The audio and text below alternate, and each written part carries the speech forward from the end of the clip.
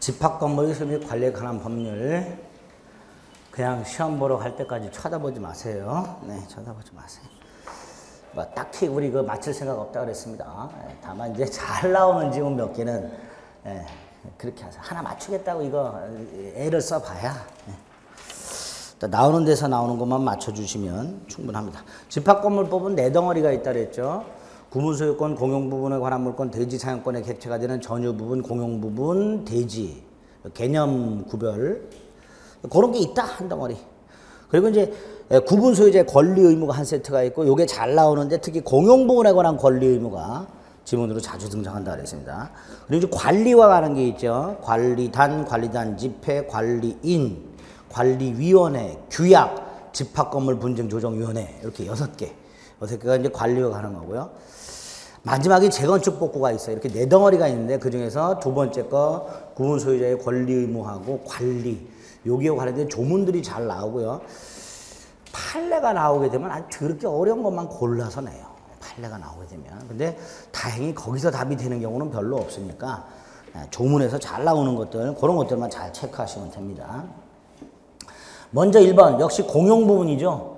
공용부분에서 변경에 관한 사항은 4분의 3으로 결의합니다. 2번 전유부분과 분리해서 공용부분에 관한 지분 당연히 처분 못하지요. 공용부분에 관한 지분을 뭐라 그래요? 공용부분에 관한 물권 이렇게 부릅니다. 절대로 분리 처분 못합니다. 3번 꼭 기억하셔야 될 지분이죠. 공용부분에 관한 물권의 득실 변경은 등기를 요하지 않는다. 4번도 꼭 기억하셔야 되죠. 공용부분은 사용은 어떻게 하죠? 용도에 따라. 이거 지분 비율로 하면 안 돼요. 용도에 따라. 수익 부담은 공용부분에 들어서 수익을 하거나 부담은 요건 지분 비율로 해요. 사용은 용도에 따라고요. 요거는 지분 비율로. 이렇게만 구별하실 수 있습니다. 5번 전유부분과 대지사용권도 분리처분 못하는 게 원칙이지만 단 규약에서 분리처분을 정할 수는 있습니다. 지금 1, 2, 3, 4, 5번 다 잘 나오는 지문이니까 기억하시고요. 2번에 1번은 이거 상식의 문제죠. 구분소유권의 객체가 되는 건 뭐예요? 전유부분이고요. 2번 공용부분 절대로 분할 청구 못하죠. 복도계단 분할 청구 안 된다 그랬어요.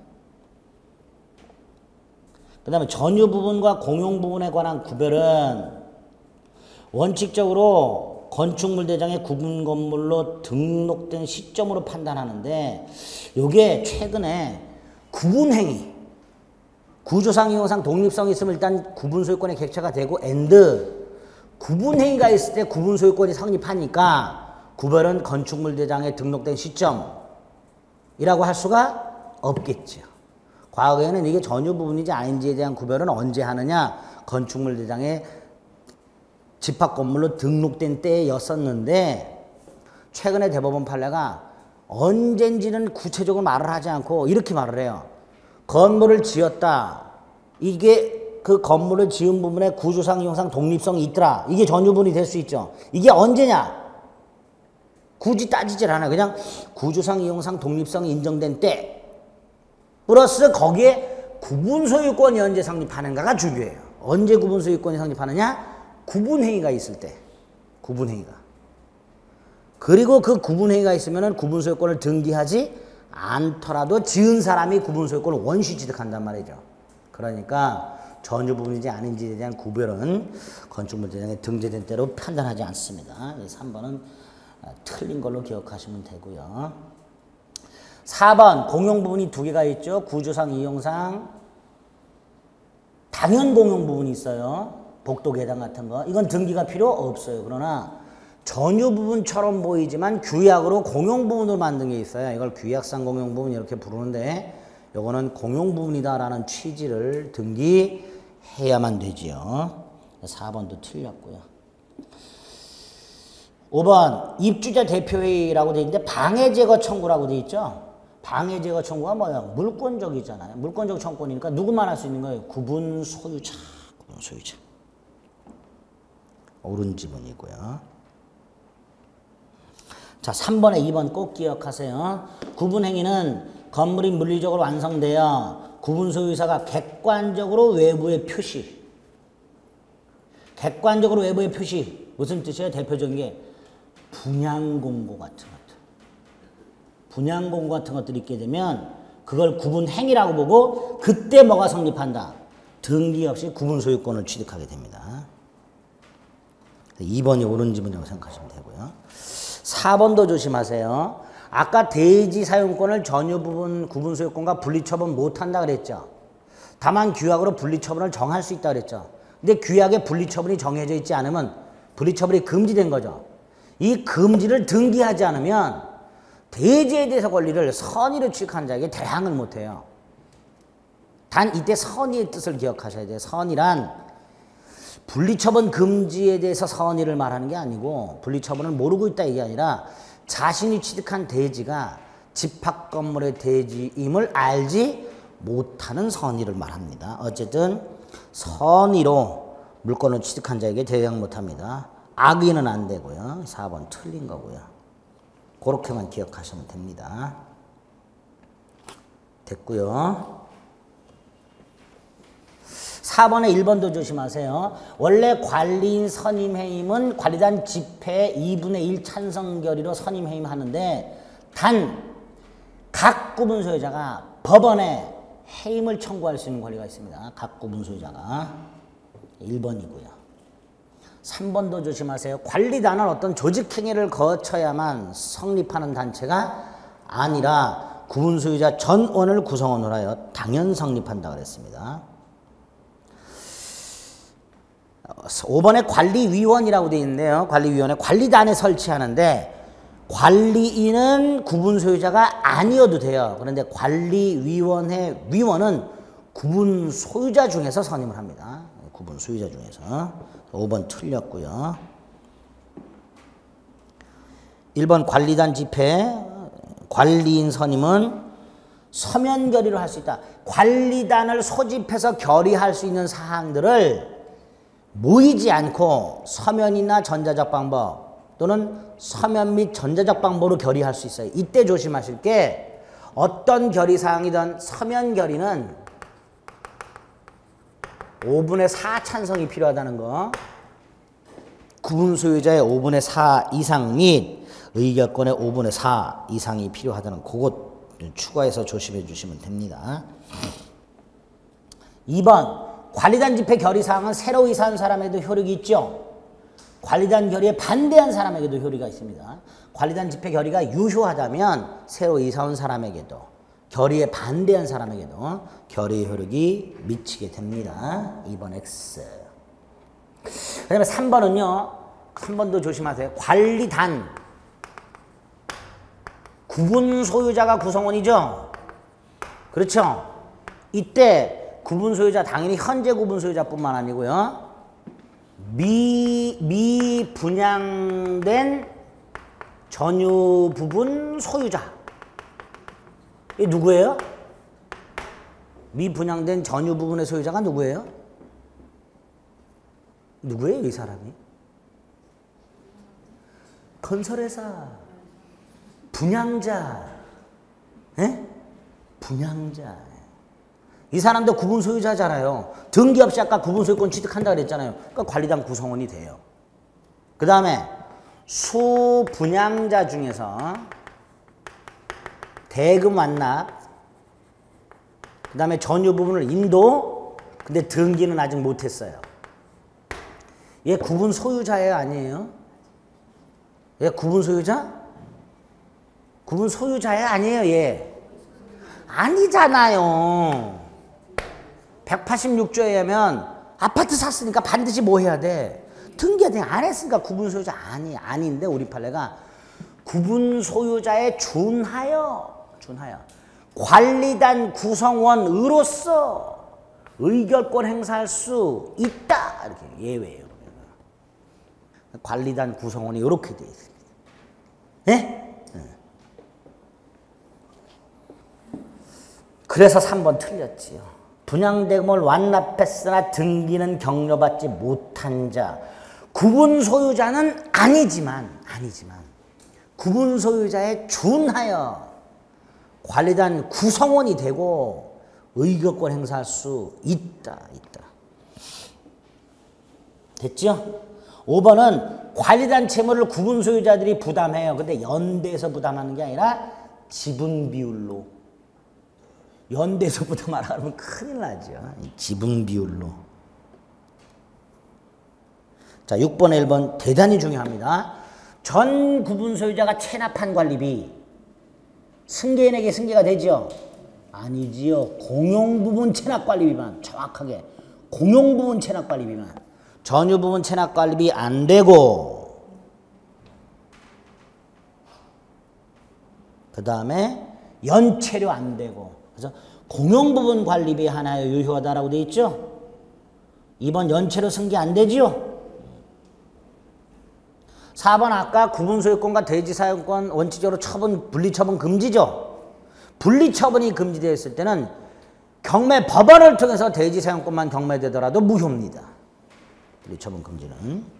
따라서 법원의 경매로도 대지사용권을 처분할 수가 없습니다. 됐죠? 네. 나머지는 다 지금 봤던 것들이고요. 한 장 넘깁니다. 8번에 2번, 3번. 재건축결이 몇 분의 몇? 5분의 4. 변경결이 몇 분의 몇? 역시 5분의 4.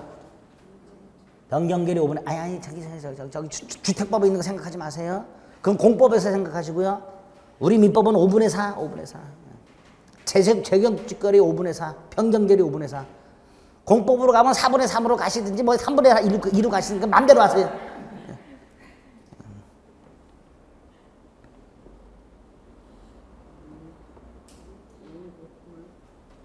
그 3번은 서면결의 하면은 반드시 개체에 이게 틀린 거예요. 서면결의는 안 모이고 결의하는 거예요. 안 모이고. 됐죠? 네. 그 다음에 5번도 좀 조심하세요. 재건축 결의가 유효하려면 재건축 비용, 분담액 또는 산출 기준을 확정하거나 확정할 수 있어야 돼요. 따라서 그게 없으면 무효입니다. 그 다음에 9번에 1번도요. 과거의 의결권은 구분 소유자만 행사했어요. 그런데 점유자, 임차인도 구분 소유자의 승낙을 받아서 그 구분 소유자의 의결권을 행사할 수 있도록 점유자에게 의결권이 인정되는 게 아니고요. 구분 소유자의 의결권을 행사할 수 있도록 법조문을 좀 개정을 했습니다. 1번이고요. 2번에 뭐라고 되어 있어요? 미분양된 구분 소유권. 이 사람도 관리단 구성원이 된다 이렇게 되죠. 3번 관리는 구분 소유자일 필요 없고 임기 2년 기억하세요. 규약으로 정한다 기억하시고요. 4번은 관리위원회 위원은 이런 거 조심하세요. 전유 부분을 점유한 자가 아니라 구분 소유자 중에서 전유 부분을 점유하는 자 중에는 임차인도 있단 말이죠. 그러니까 전유 부분을 점유하는 자가 아니라 구분 소유자 중에서 그런 거 조심해 주시면 되고요.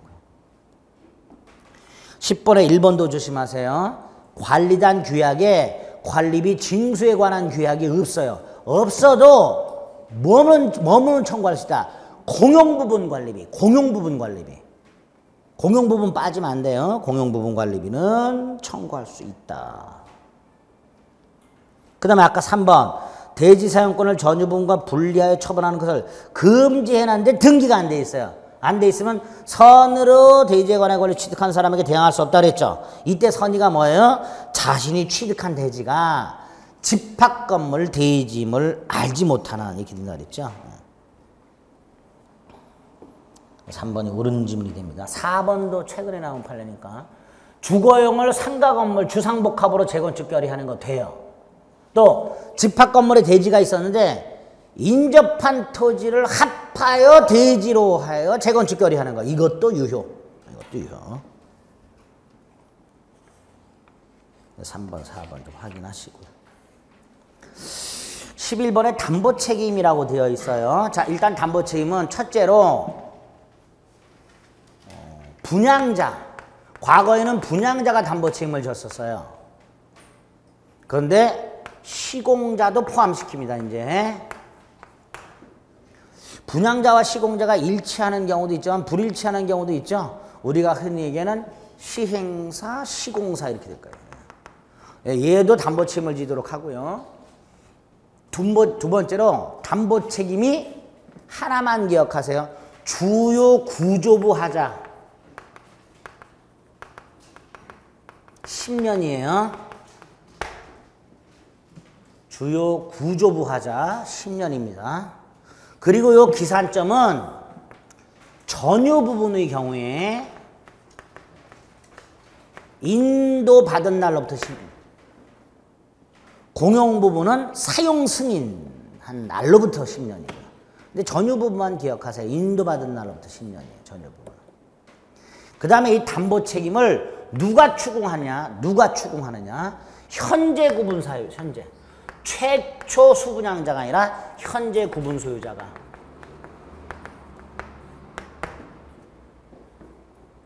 네 번째로 담보 책임의 내용이 두 가지예요. 하나가 하자 보수 청권이고요. 또 하나가 하자 담보 추구권이에요. 요때요 하자 담보 추구권은 손해배상 청권이에요. 요 경우에 요 하자 보수 청권은 꼭 구분 소유자가 아니더라도 관리단이나 입주자 대표회의도 행사할 수 있는 반면에 요거는 항상 누가? 구분 소유자가. 그래서 요거를 입주자 대표회의나 관리단은 행사할 수가 없습니다. 손해배상이니까. 아시겠죠? 요 정도만 담보 책임에서 기억하십니다. 1번 틀렸죠? 분양자뿐만 아니라 누구도? 시공자도.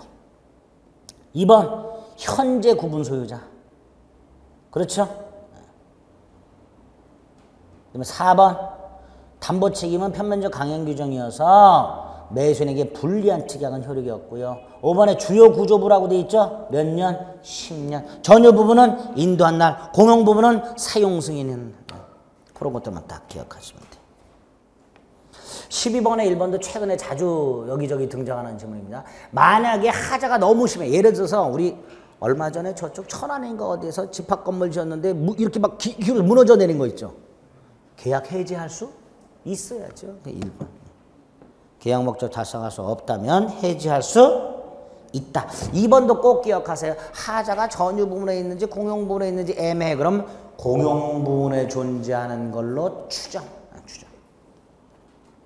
추정이라는 거. 그 정도 확인하시면 되겠고요.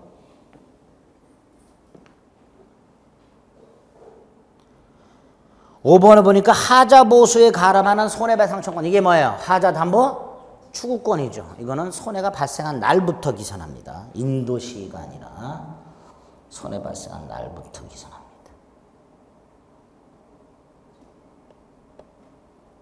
됐고요. 오른쪽에 5번에 보면요. 13번에 관리단 집회 결의가 있죠. 재건축 결의 어디서 해요?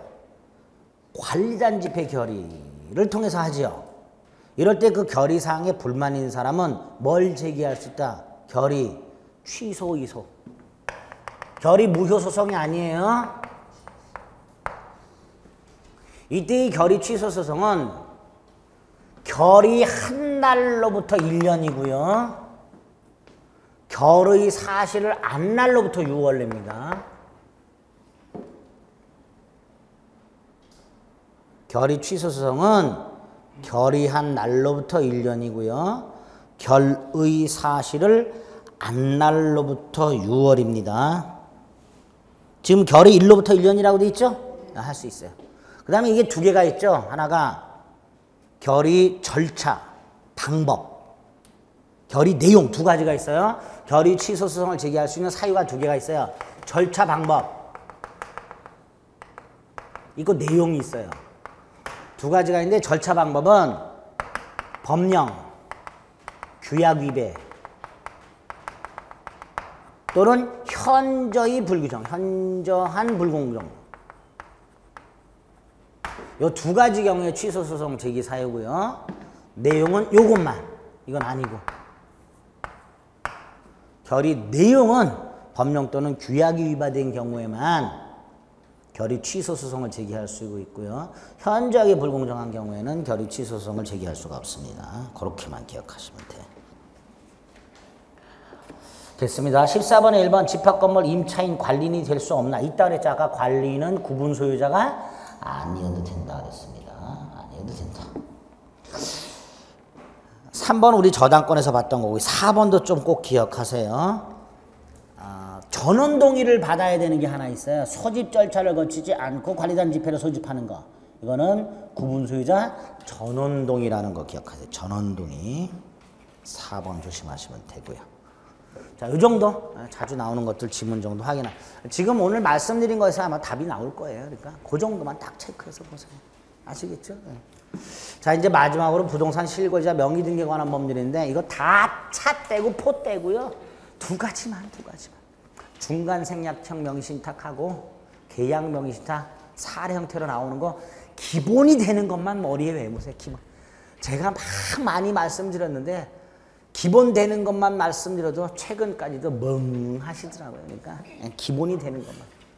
자, 부동산 실거주자 명의 등기에 관한 법률이 적용이 딱 됐을 때 적용되는 명의신탁이 3가지가 있는데 뭐 시험 문제 최근에 나오면 뭐 사례 형태로 맨날 나오죠. 그렇죠? 사례 형태로 나오는 게 딱 2가지라 그랬습니다. 하나가 3자간 명의신탁, 즉 중간생략형 명의신탁이 하나 있죠. 3자간 명의신탁하고 계약 명의신탁을 구별을 먼저 못 하시는 분들이 태반. 아직까지도. 어떤 게 이거고 어떤 게 이거예요. 뭐. 설명을 들으면 기억을 잘 구별하시는데 문제로 나오면 구별을 못해서 얘가 도대체 누구요?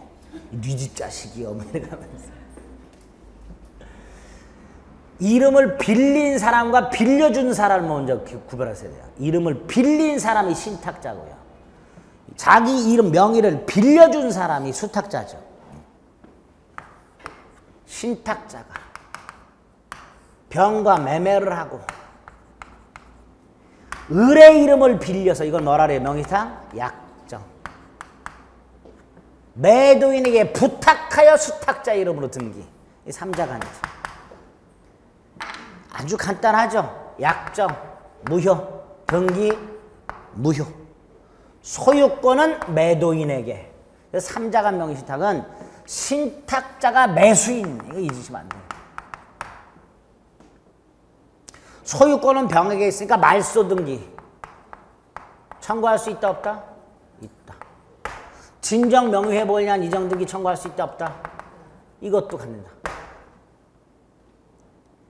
매매는 유효라 그랬어요. 매매는 유효해요. 그러니까 갑은 이전 등기 청구할 수 있어요. 그렇죠? 갑이 직접 병에게 이전 등기 따위는 청구 못합니다. 자, 갑은 병에게 이전 등기 청구할 수 있고 병은 말소 등기 청구할 수 있고 이렇게 대위 청구는 할 수 있다 그랬죠? 2가지 추가.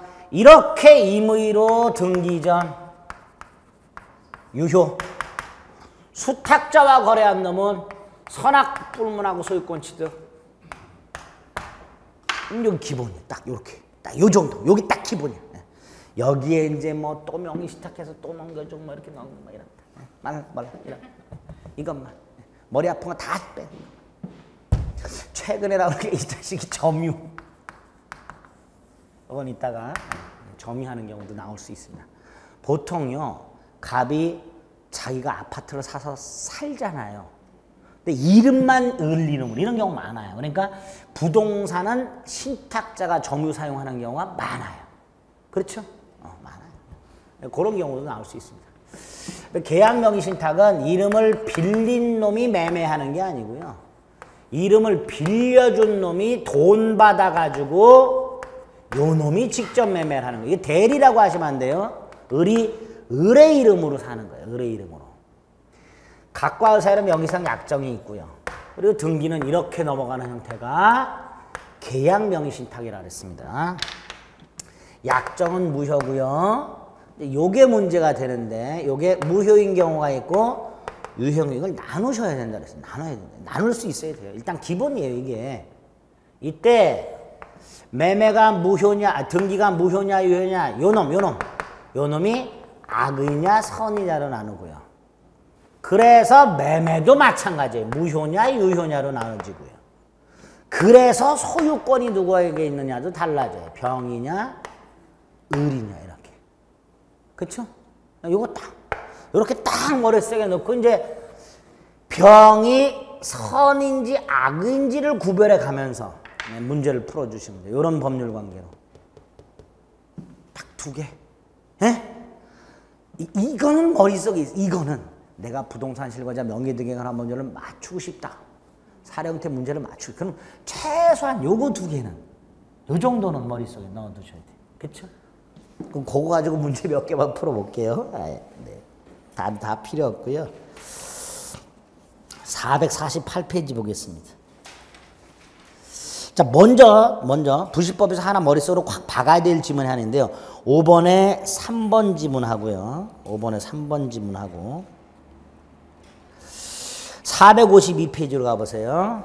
11번에 3번 지문하고요. 11번에 3번 지문 보이세요? 12번에 5번 지문 보이세요? 네. 이 3가지 한꺼번에 부동산 실거주자 명의등기에 관한 법률이 적용이 되면 명의상 약정은 무효죠. 이 무효인 약정을 해지하는 건 불가능해요.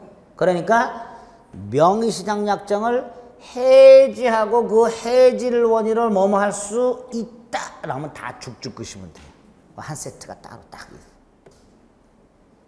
있어요. 뭐 어려운 거 아니잖아요. 그렇죠?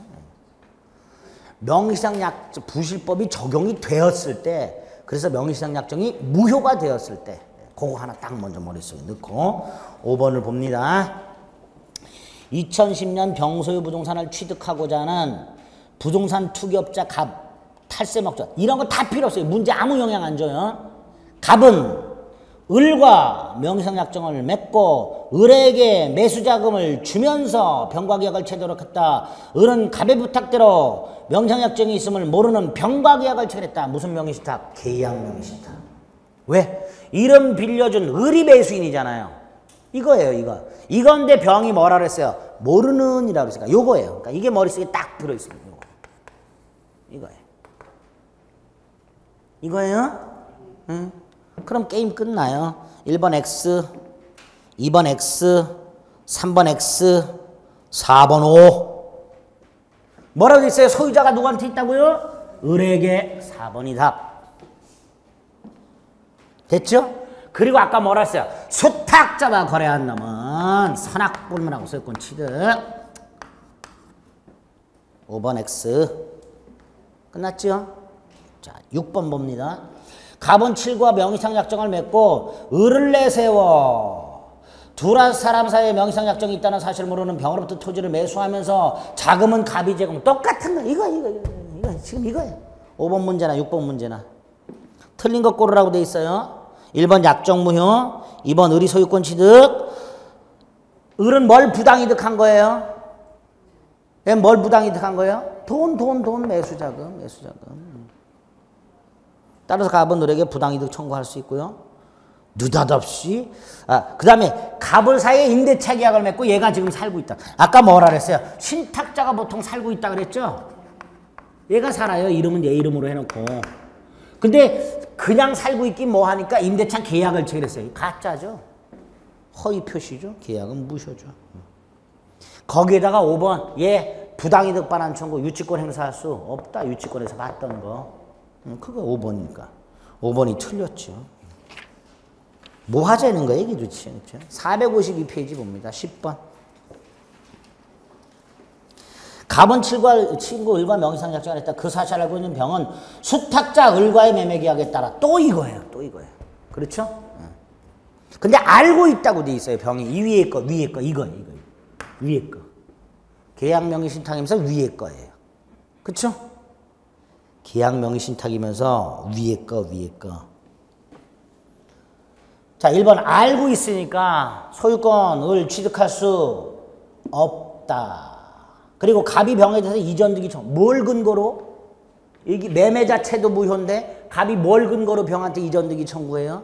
만약에 갑이 나타나서 병에게 이전득하면 병은 뭐라 그래요? 자식, 이 명의 신탁자가 어디 와서 이러겠죠. 못하죠. 그 다음에 3번 을이 X토지 이전득이 말소하지 않더라도 병은 대금 반환 청구 거절. 보세요. 이게 무효예요. 예?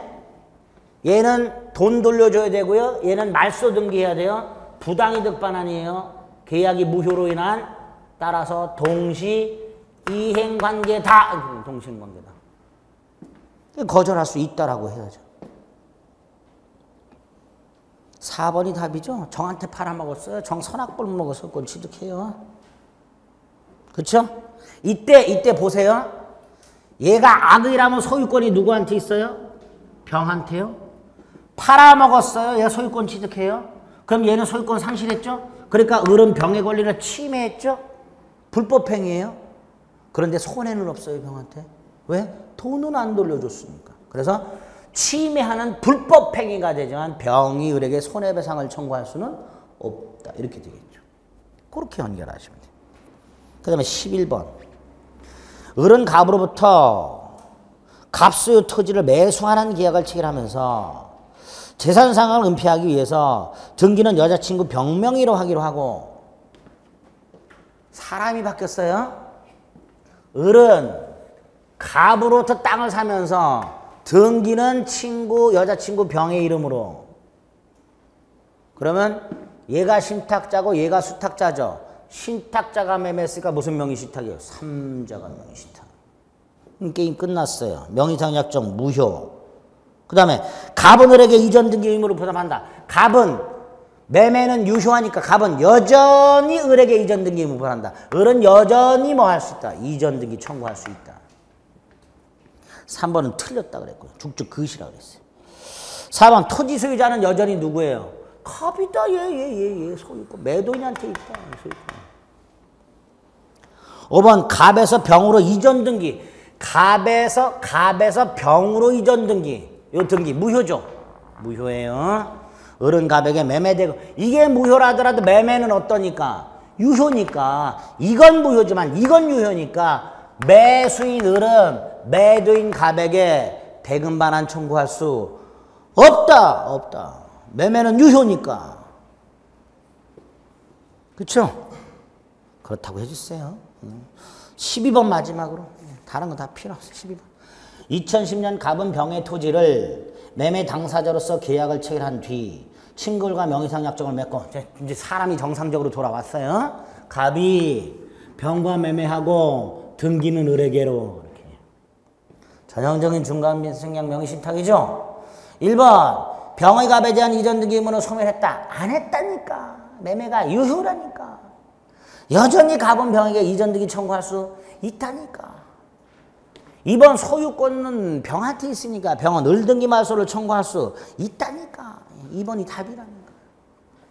뭔 대내적 소유자, 대외적 소유자? 그냥 병이 소유자. 2번은 명의신탁이 유효할 때나 예를 들어서 이 둘이 혼인을 해버려. 법률은.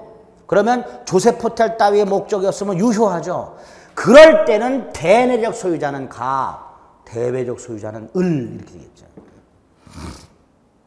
그래서 가끔 아까 11번처럼 여자친구라고 내놓고서 지문에다가 갑과 을이 혼인하는 경우 이런 게 나와요. 그럴 때는 3번도 옳은 지문이 될 수도 있게 됩니다. 그때는. 그게 아니라면. 4번 병이 명의신탁 사실을 알았든 몰랐든 계약은 뭐 유효라니까. 이거하고 헷갈리시면 안 된다니까. 계약은 유효, 매매계약은. 5번 또 나왔죠. 기출지문에서 틀린 거라죠. 종종 등장하는 거. 해지를 원인으로 이전 등기 따위를 청구할 수는 없다. 끝. 이렇게 딱 두 가지만 정확하게 구별해 두시면 돼요. 아시겠죠? 다른 거 우리 신경 쓰지 말고요. 네. 무슨 말인지 아시겠죠? 최소한 요거는 꼭 좀 기억해 주세요. 맞출 수 있으니까. 그래서 예상 문제집을 다 봤는데 우리 예상 문제집은 제가 여러분들이 미리 풀어오시고 강의 한번 듣고 특정 부분을 복습하는 걸로 충분하고 이제 예상 문제집은 박싱 해 놓으세요. 혹시 좀 찜찜해 그러면 이제 틀렸던 것 중에 몇 개만 이렇게 딱 체크해 가지고 제가 체크해 드린 것들 중에서 그것만 한번 눈으로 확인하시면 되고 이것 말고 다른 거 보세요. 이제 예상 문제집은 이렇게 한 2달 열심히 지문 확인하는 걸로 그 효용은 다 한 겁니다. 아시겠죠? 네, 열심히 하셨고요.